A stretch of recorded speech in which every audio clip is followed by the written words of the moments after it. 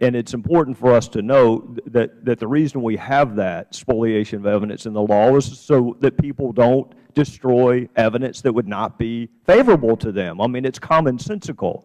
If you can get away with destroying evidence that's not favorable to you, everyone would do it. So we have to have a presumption built in.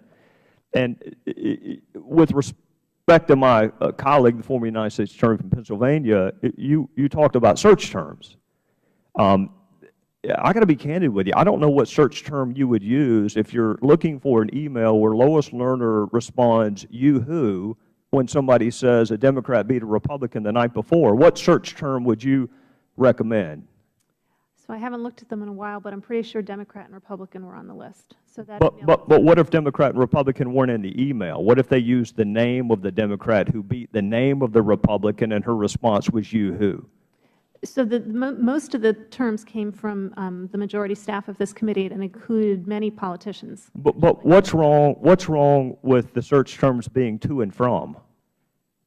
Well, that would get you everything. Right. That's my point. The purpose of reducing the amount to review in order to get. But why? Why reduce it? If you want access to all of the information, if you want access to all of the truth, why are you reducing the search terms?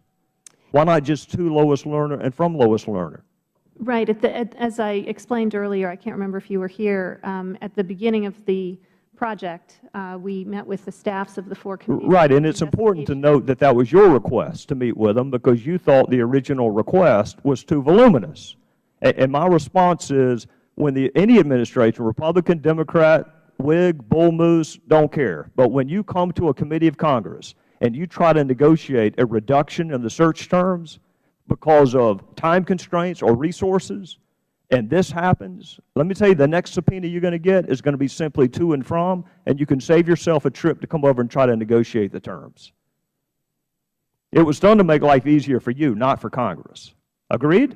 Honestly, it was done in order to get you the material you wanted faster. Well, it didn't wind up happening, so shame on us if we let it happen again. What negative inference would you draw from the failure to retain the documents in this particular case? You're talking about Ms. Lerner's hard drive crash? No, what I'm talking about is the failure to retain, whatever the mechanism of the failure, whether it's intentional or just negligent.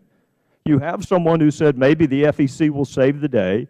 You have someone who said we need a project, but we need to make sure it's not per se political, and then the emails disappear. What negative inference would you draw if you were just one of our fellow citizens watching this? You know that initially there was a denial of targeting.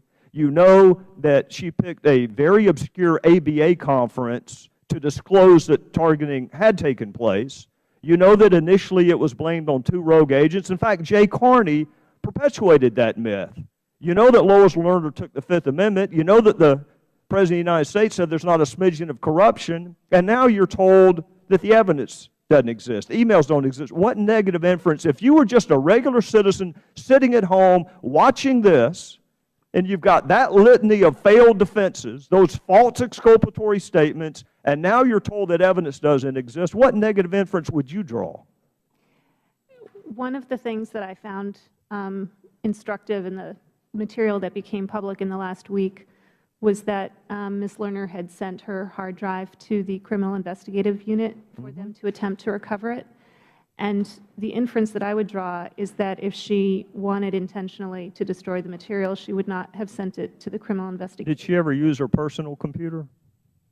I don't know. She did. The gentleman's time has expired. Now